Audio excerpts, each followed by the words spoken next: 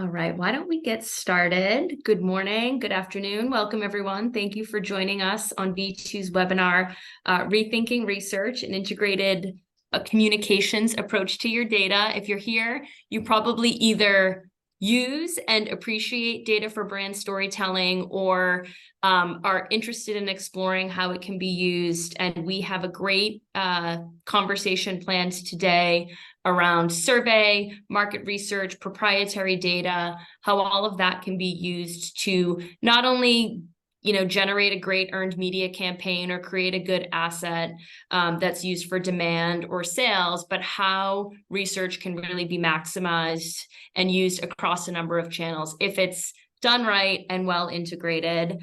I'm joined by two folks that have a lot of experience doing that. And thankfully for me, I have a lot of experience doing it with and for them. So without further ado, let me introduce Jen Papanow, who is the Senior Director of Solution and Product Marketing at Rocket Software. Hi, everyone. Nice to have the invite. Yes, and you're coming at us or with us from Minnesota, but you were just in Paris, and that's going to be relevant in a few minutes, right? Mm-hmm. Yeah, good. And Tony Cheevers, who's the Customer Success Officer at ResearchScape, who is a tremendous partner to all of us at V2 in our research and our clients. Tony, last we talked, you were in California, and as we were prepping, there was an earthquake. Looks like you survived, but I think that means we're going to have an epic conversation today. There's been another one since, yeah. Woo. And where exactly are you? Still in California? I'm in Paso Robles, so halfway between San Francisco and Los Angeles. Oh, man. Well, hopefully you have a glass of wine shortly after this. I know it's still early, but, we look forward to that for you. All right, so let's jump in. If you are an attendee and you have questions, feel free to jump into the chat. Pop them in there. We will leave time at the end to get to all of them. Hopefully we cover a lot of ground in the meantime, though, but don't be shy.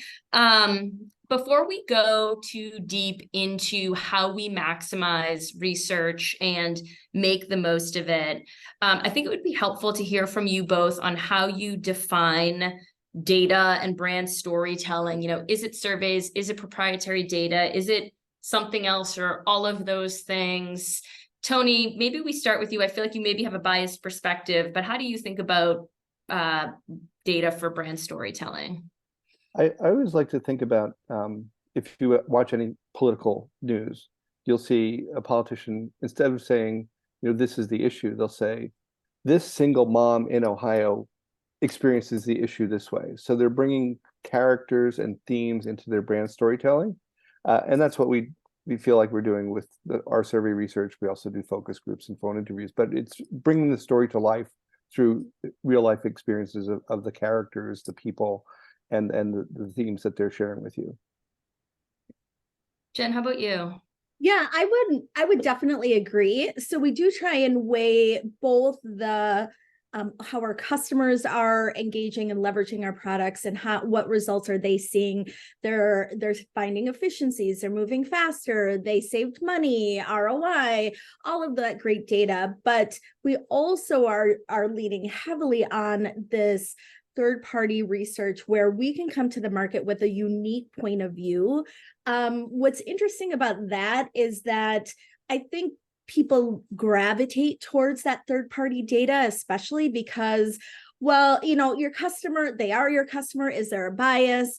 Versus third-party data, there isn't a bias. There isn't ways to sway the numbers. The facts are the facts, the numbers are the numbers. And we can then come out as an expert on, okay, we know this is what we heard are your issues based on this data. We know we can help you solve these problems. And this is how we've helped solve these problems. Oh, wait, and we also have results to show as well. So I personally love leaning on that third party, independent data to really showcase how we can be a leader in the marketplace. Yeah, it really makes the story far more credible when Agreed. It's not just a vendor saying it in your case. Mm-hmm. So what we really want to get out of the conversation today is how brands can maximize research, right? Like, how do you get the juice, every last drop of juice out of that squeeze? I think, regardless of how healthy a brand is, I think efficiency is a hard to ignore topic right now. Every marketing organization is trying to get more, do more, and perhaps do it with less money or resources. So let's talk about how we can maximize that. And Jen, you alluded to something that I wanted to start with, which is everyone's doing research today. And that is a piece of feedback we hear from a lot of our clients is, hasn't this research been done? I'm sure there's a stat out there for that. We don't want to just fall into a bunch of noise. Do you agree that brand storytelling with data or data storytelling is kind of saturated? And if so, or I guess even if not, why do you still find it valuable? And Jen, maybe you can start there. Yeah, I find leading with data so incredibly valuable, but not only from a unique point of view, because I think there's always a way to slice and dice the question, and a unique angle to look at this different question. Even an angle that has been looked at, there's always a different way to think about this, especially depending on which avenue you're going after. So whether a C-suite versus a practitioner, whether a specific industry angle versus kind of a holistic view. But where I actually get the most amount of value is really taking more of an omni-channel approach. So how do I take this data and essentially bleed this all the way through, steel thread this through the awareness, consideration, engagement, decision, even from a retention perspective? We're pulling in these surveys, this data, and they're all speaking about the same thing, all kind of coming back to a central spot of how we are a thought leader. And that's one way I can maximize the survey. That's a way that I drive engagement and loyalty and show that we have a unique point of view on this, and that's why we're better than our competitors. So I mean, even down to an event that I recently did in Paris that you were mentioning, our BU leaders were hosting an event with C-level customers and partners, and they're even quoting the survey we just recently did on what keeps IT leaders up at night. And having all the way to our BU leaders and using this in their talk track, that again just kind of signals why it's so important that we continue to do this type of research. Yeah. Tony, how about you? I imagine you get that pushback a lot. Yeah, I would quickly add that your audience, your market, the world is changing all the time. Mm-hmm. So the research that you did 6 months ago may not be valid or current. The example I use is 4 years ago, a company came to us and said, we can't break through with our product. We make forehead thermometers, and nobody really gets our value proposition. And now there are forehead thermometers in restaurants and hotels and everywhere in the world because the world changed and suddenly this became a super hot product. So you never know what's the thing that's going to suddenly say, oh, we needed to be paying attention this whole time. Yeah. The other thing that we've done, which has been fun and interesting, is, maybe there's a stat out there around, in this case, it was shopping for home insurance, right? Like no one wants to do it. That's kind of a known fact. And we used a survey to show that people would rather get a root canal than shop for home insurance. And just putting something that I think we all knew, like no one really likes to do this, but putting in kind of through an interesting lens. So it's much easier to shop for home insurance than get a root canal was the ultimate point we were trying to prove. Tony, you shared in our prep call an interesting way that you've seen data stand out. I think it was Spot On, which I know is a brand that we worked on together. Maybe it's that one, maybe it's another, but what are some of the interesting ways that you've seen brands, do it differently or kind of stand out from all of the data noise that's out there? Well, it's funny that you mentioned that because I was presenting in San Francisco last week, and I asked the audience, what do you think people like to talk about most? And somebody yelled out Trump and whatever. But it's pets. People love to talk about their pets. Children are a little personal and protective, but pets, they love to talk about. And what do they like to talk about least? The dentist, which you just referenced. But I love the spot on example because they came with, we want to tell a story about this product, but we're not, it's a technical product, it's hard to explain. And we worked together with you and your team and came up with the headline of what's the most fun place to walk your dog where you live. Mhm. And we got fabulous response from a national audience, a regional audience, a local audience. And you can talk about the coverage, but that was just a really unique way of start with the headline and figure out what's the story, and then inform the story through the survey data. Yeah. Well, that's a good segue because, I want to talk a little bit about, brass tacks, how we actually do this. And I think our approach is often that, right? Like, what is the headline that we want to achieve? And even taking a couple of steps back, what is our goal, right? Is it education? Is it trying to show the value proposition of a product? Is it course correcting some misconception, like it's really hard to shop for auto insurance? And then once we know the goal and kind of the headline that's going to help, or series of headlines that's going to help us get to that goal or kind of communicate to the audience around that goal, then we think about the research itself as a hub from which countless number of assets can emerge, and that that it can go across a number of channels and stages in the buyer cycle. And maybe it's not even, for a buyer, maybe it's an internal audience or something else. Tony, what and when do clients start to come to you? Is it when they're thinking about that headline? Is it when, maybe they think they want to do a survey, but they don't even know where to go? Like, how do you help shape the process, and really, like, what's your approach in working with brands or their agency partners? I really like what Jen said, because we'll often start a conversation, what's the headline, but then what's been written about this? What's been done? And people say, oh, that's a good question. Like, okay, there's homework to be done here if you don't know. But it can be a variety of things. We get calls around people who are supporting the RSA conference, CES, NRF, any industry event. They have a new launch. Sometimes they don't really have a story, and it's like, there's not a lot there, so let's go down a different path. But it's around earned media, content marketing. Where's a story we can tell? How can we flesh this out? That's where it often starts. And then obviously there's traditional market research, like, are people going to buy this? How much are they going to spend on this? Yeah. How is this message going to resonate? And then, of course, crisis communications. The story I've been telling recently is you've probably read it, the CEO of a major food supplier got inebriated, went into his neighbor's house and fell asleep in their bed. How do you react to the story that's out there already? So lots of different angles that people come to us with. Yeah, that would be a fun one, I'm sure, to work on.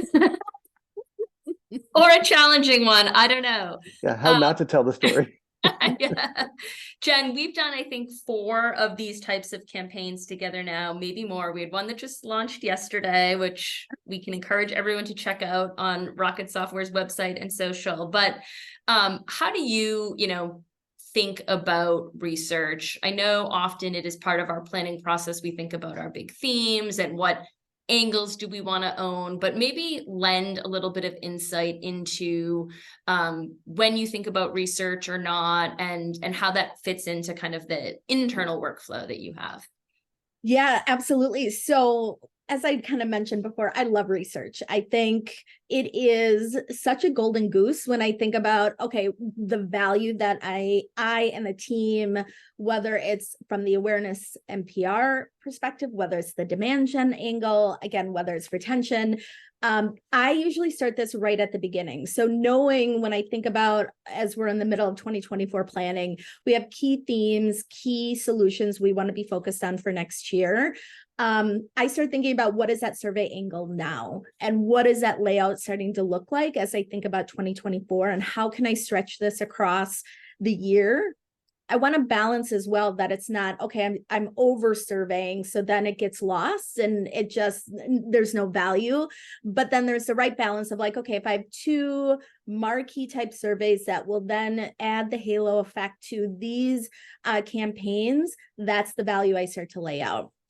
we then at that point start to think through, like, okay, to your point, what are we trying to prove? What are we trying to do? What is that impact statement? Or what is the hook, the gotcha statement that somebody's going to say, oh my gosh, I fear of missing out. I want that, or I don't have that, or you're right, that is a big hole. I didn't realize I needed to solve this angle. And so that's where we start to brainstorm, knowing, okay, if I want to create this FOMO moment for everyone, then, and we're going to launch at this time based on the calendars and the priorities, then we start to kind of back up from there. But I start that planning at the same time we're doing priority planning. Okay. I love that. Create that FOMO moment. I'm totally going to steal that. Thank you, Jen.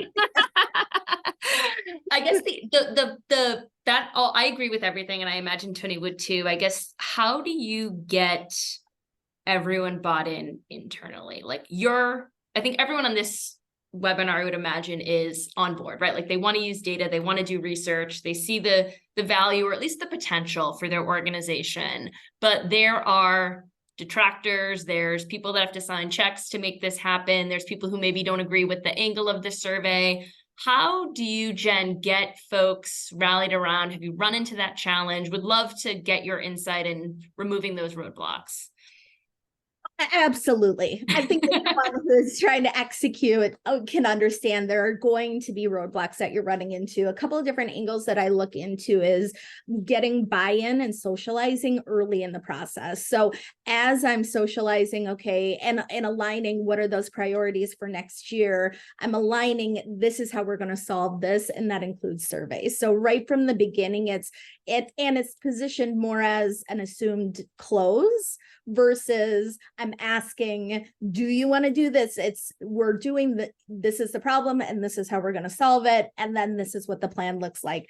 That's kind of how I've positioned it with a lot of different leaders. The other thing is how the continuous check back in review is almost like my own internal marketing campaign, because each person is going to make a decision differently. Each department is going to think about it differently. Sales is going to think about it differently than the business unit is going to. So I actually create an internal comm plan for those different stakeholders, and that's what we execute internally. So it is very interesting that you're marketing internally as well as thinking about how am I going to market this externally. Yeah. So that would be my biggest guidance for getting these approved. I think that's a great idea. And I hadn't thought of it really in that way, the marketing campaign that you have to do internally, but it totally makes sense. Let's go to a harder question, which is around budget. Hot topic these days. And I think in my experience, that's typically the hardest part, right? Like we have people, even once everyone is on board, it's, how are we going to fund this? Or can we get the right sample size or the right people that we want? And Tony, that can be challenging and at times expensive. Jen, maybe we start with you. How do you get that budget buy-in for these types of projects? What does that look like? What are the roadblocks? How do you overcome them? Yeah, so that's definitely always a challenge. And so part of it is, I think, aligning on, okay, well, what are those expectations that we want to execute? Knowing going in, okay, well, this is the ballpark of what I would like to stay within from a budget perspective, but then also socializing that. So knowing, okay, if I have my plan, this is my 2024 plan, this is how I'm going to get there. These are our goals and these are the tactics, survey being one of them. It leads into, okay, well, this budget is this piece. However, when I look at the value we're going to get, whether it's from an influence, awareness, exposure perspective, from a pipeline perspective, from a retention rate perspective, I can map that out and start to show, okay, well, in past experience, this is the gain we've seen. So this is why from a pipeline and value perspective and a percent of cost, this is very advantageous for us to move forward. And this is why. So those are some of the pieces I do. And again, kind of going back to our internal comm plan, it's continuously reviewing of why is this valuable? This is buy-in. Hey, let's get your feedback. Making sure that everyone is of those, everyone meaning decision makers are part of the process. So they feel like, oh yeah, I was in on this. I buy into it. I've had a vote. I've been able to contribute. So that has helped me. Yeah, I think the other thing that I know we've talked about with Rocket Software and comes up with a lot of our clients is just yes, it's a big lump sum to pull these off, but the value over time, right? Like a lot of these campaigns have 6+ month shelf life, if not longer. I mean, I know we'll talk a little bit about the Rocket IT Leaders Survey, but that's been probably more than 6 months at this point, and you're still using it. And I know for a lot of clients, when we do kind of year-over-year surveys, we pull back on the old data and it becomes relevant again. So that is something I'd encourage everyone to think about.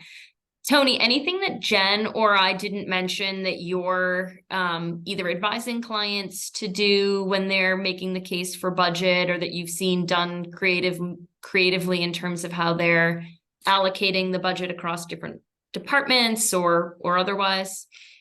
I think you and Jen both made great points. Is find out what people are looking for, what they'd like to get out of it, and then see, okay, we can dedicate a little bit of the survey to each of these things. So you can say, we can give you what you asked for, we can give you more, we can give you less. So they have a menu of choices. And then if you do a big survey, repeating it the next year and the following year is going to be less expensive, and you'll get that trend data, which is incredibly valuable in our experience. Yeah, I think that's one, at least from a media perspective, which I know is only one leg of the stool that we're talking about today. The media always likes to have that comparative point, right? Like what's the change, right? That number is great, but in isolation, it's not quite as powerful as the change that happened from the year prior. So let's maybe dig into that Rocket IT Leaders Survey, which we all worked on together. It was released June of last year. There was a lot of work, probably in Q1, Q2, to get us to that June launch.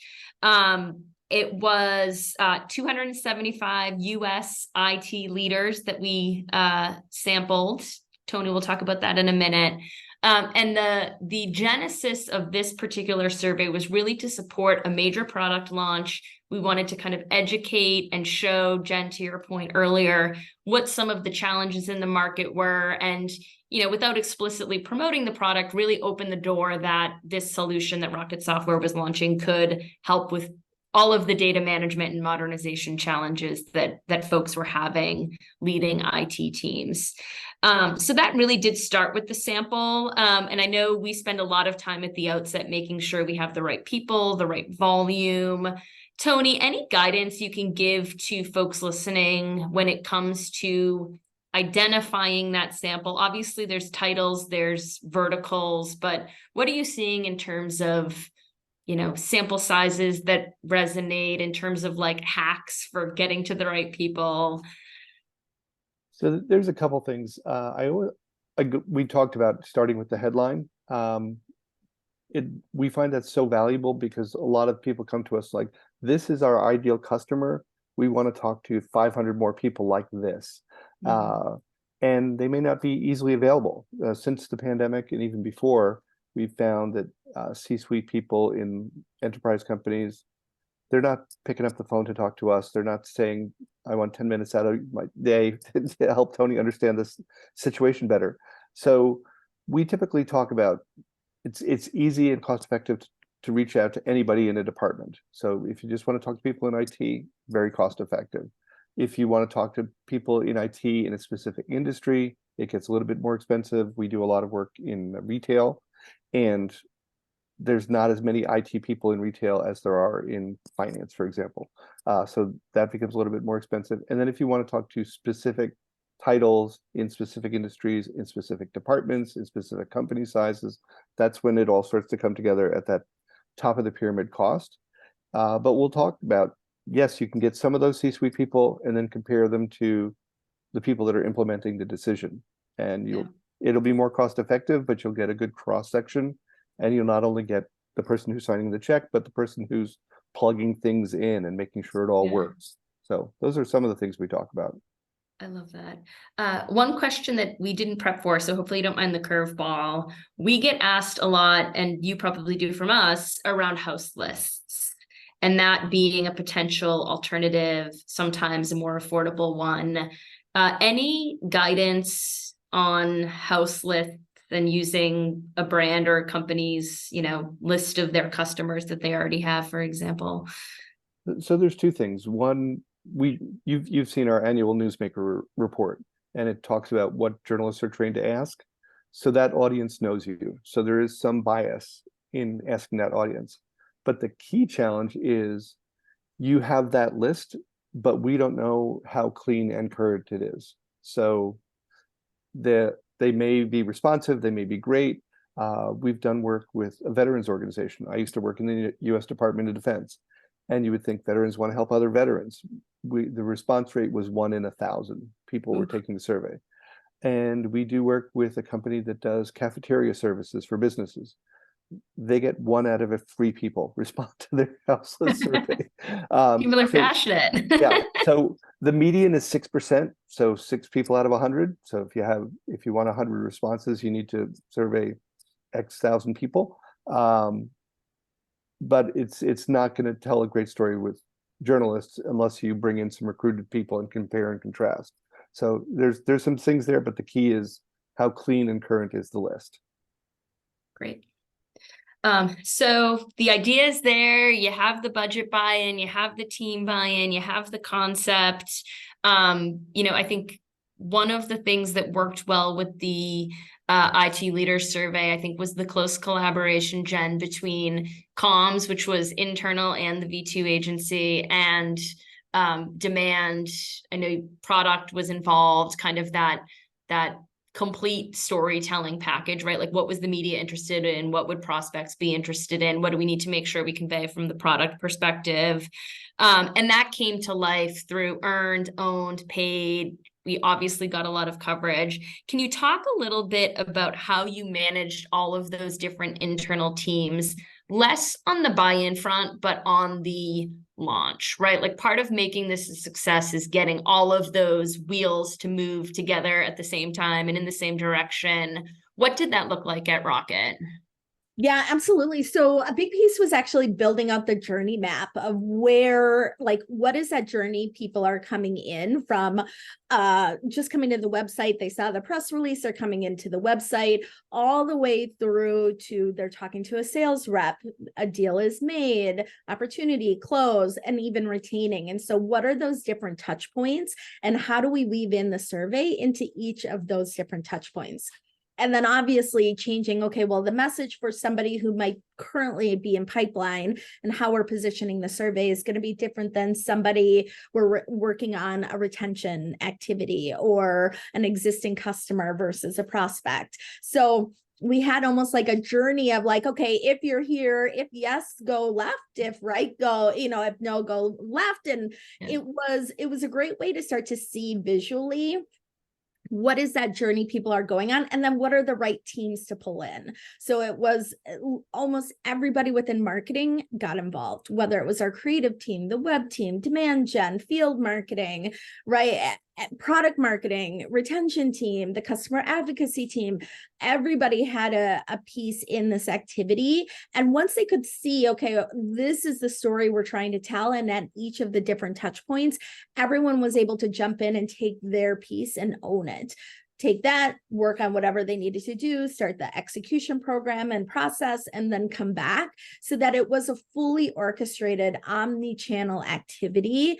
But it was great because then everything was speaking to the same level of activity, the same type of stats, the same message was going out, regardless of how you were engaging with the organization. That's what I got super jazzed about, because I'm like, this is very cool. So if you're seeing the press release, no matter where you're coming in, you are being fed, hey, this is really cool, and these are the cool stats, or this is what's interesting about our survey. So it worked out really, really well. Who should lead in that? Like, I recognize everyone needs to be playing together and the integrated machine needs to be working, but who's the conductor in that?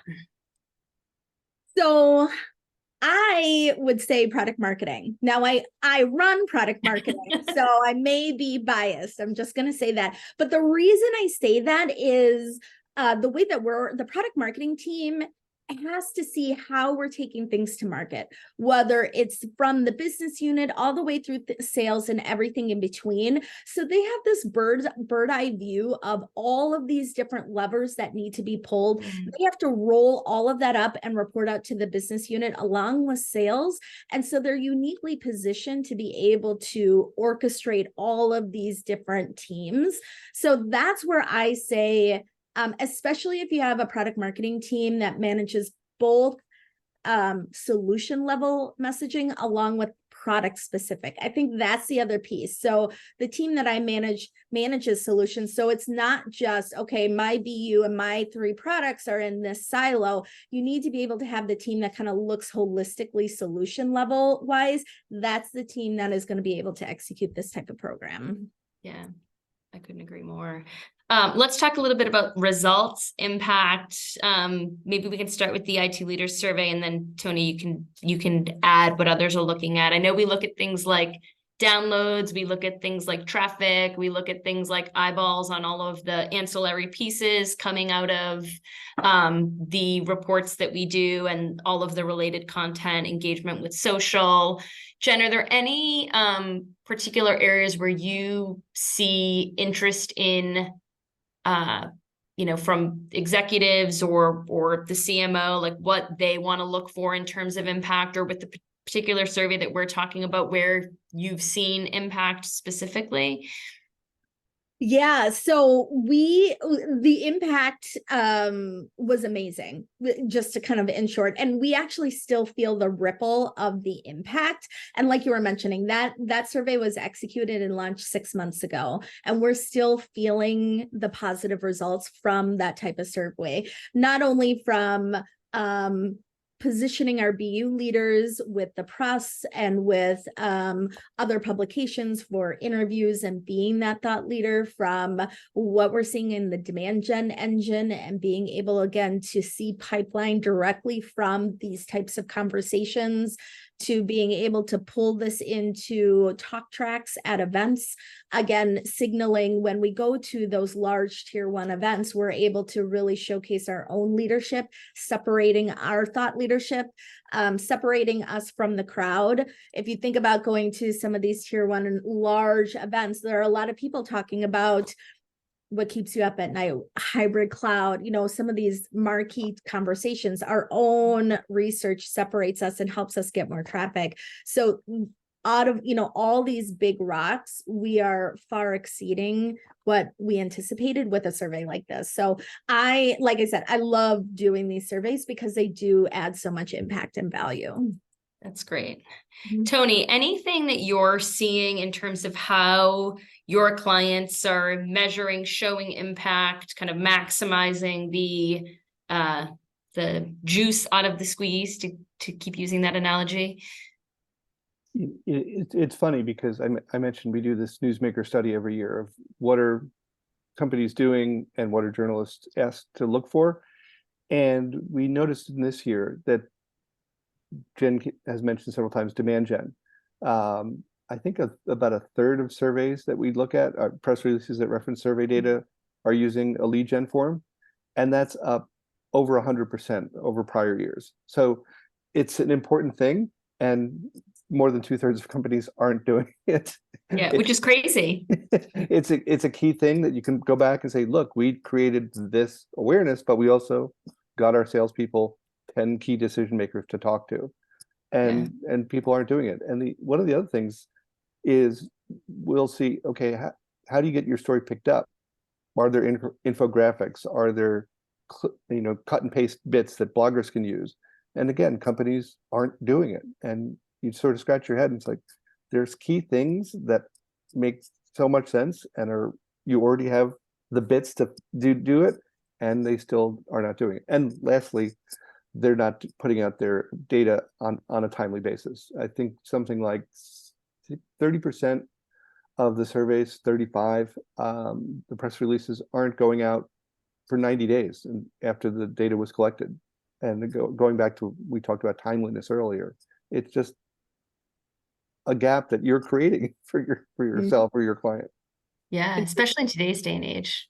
Well, right. And Tony, I think you brought up a really great point in regards to the content itself. So that, I mean, we haven't touched a lot on that, but that alone as well is super valuable. So not only do you get the survey, which is in and of itself super valuable, but the content strategy you can build from it, whether it's infographic, articles, blogs, webinar decks.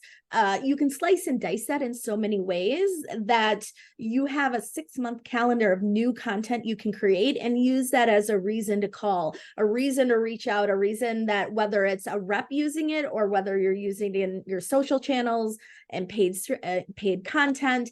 There's so much, again, you can pull from this. Again, it takes at least 6 months to even create all of this. And again, you're going to continue to see the value. I mean, it's amazing. Yeah. We've recently gone through the exercise of taking a research study that was, I don't know, 5 or 6 months old that we conducted for a client. A lot was on the cutting room floor that didn't make it into that published report or any of the ancillary content. But going back and looking and saying, okay, like what else didn't we write about that is still germane and we can draw out? So I think that's another way to think about it. We could probably talk about this stuff for another 45 minutes. We do have some questions and I want to be mindful of not keeping everyone too long. Rachel wanted to know, and I think Tony, this is probably a good question for you. What is the rule of thumb for using the term majority of respondents? Is it any number over 50%? When we see articles that say most Americans ... when is it fair to say that when we obviously aren't polling all Americans, for example? So I'm going to keep this short. What we find, and there's psychological research and research on research for decades that talks about people understand a 5-point question. It was the best experience I ever had, close to the best, neutral, close to the worst. So we talk about that top 2 box. Who are the people who are completely satisfied and very satisfied? And it doesn't have to be 50% or more. It's the number that it is. We're not trying to manufacture something. We're just trying to report data. But that's what we talk about, that top 2. Who are people in that top 2, I'm satisfied or very satisfied area? And statistically, we get asked that a lot, is what's significant, what makes sense. And we do a survey state by state around parenting, people who have shared parenting who aren't currently married or were never married. And we can't claim that we offered everybody in that situation, in that state, the opportunity to take the survey. That would be probability survey, and that we could say is statistically significant. Everyone had the opportunity, but we can only say that we invited people who are online at that time, that week, that month, wherever we were doing the survey, in that situation, in that state. So we talk more about the interval, the margin of error around that audience. We call it a convenience interval, rather than most Americans, or the people that took this survey, which were 1,000 people in the state of Ohio between September 17th and September 30th. On this topic, and this is how they break out by age, gender, region, household income, that's how we'd like to report the data. So the journalists can look and say, oh, this makes sense, rather than, most Americans think this. We were on the news in Florida, because I'm looking at my watch, because we got quoted as saying 50% of Americans like their Fitbit, according to a study by ResearchGate, and it was on television. I'm like, that's not what we said. We said 50% of people who have a Fitbit or similar tracking device like it, and 51, 53, whatever. But the client changed the words, or the news person changed the words and said, we claim that half of Americans like this device. And like, no, we didn't ask half Americans. We didn't say that. So it's really important that you look very carefully at the language you're using in reporting. I hope that was not too long of an answer. No, and that was helpful. And I think one of the things we appreciate about working with you is we will often send you and your team stats to say, are we wording this accurately? Are we representing what the data says? And you're good at keeping us honest. But that does lead me to one of the other questions that someone asked, which is, what do you do when you get data that does not support the story you want to tell? We spent a lot of time talking about the headlines that we wanted and kind of mapping a survey and research to that. Jen, have you run into that? And what do you do? Oh yeah, absolutely. I think absolutely you're going to run into that data, and I think it's all about how you're spinning the conversation as well. So depending on what the response is, or maybe you were surprised, I think even leading with the headline, in whether it's a blog or the piece of content of, hey, this is surprising, no one's staying up at night because they've solved all of their IT problems or whatever it might be. There is a way to talk about, okay, we found this out, this is interesting, and we can still help you solve this problem by doing XYZ, or we're uniquely positioned to help solve it. So I think there's always a positive opportunity to use that, even if the data is not what you originally intended. One final question, and then we'll let everyone get on with their day. The process is known to stall. I think, Tony, you alluded to this. The question was, when the process is kind of going awry, maybe you've lost someone who was a champion, or you can't get that approval, what do you do? Jen, any advice there? And then Tony, I imagine you've seen this quite a bit and have some thoughts too. Yeah, I mean, absolutely. That's definitely something when your internal champions start to either change over.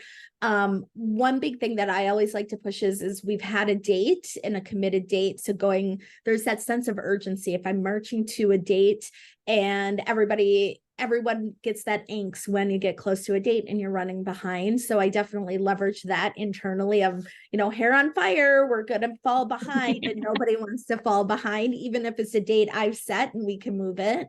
So that helps me. But then kind of going back to what we had talked about earlier of what is that internal comm plan, your own internal marketing plan, and how to make sure that you're bringing these people along, even if there is changeover, so that you don't lose that momentum, because that can kill a project super fast.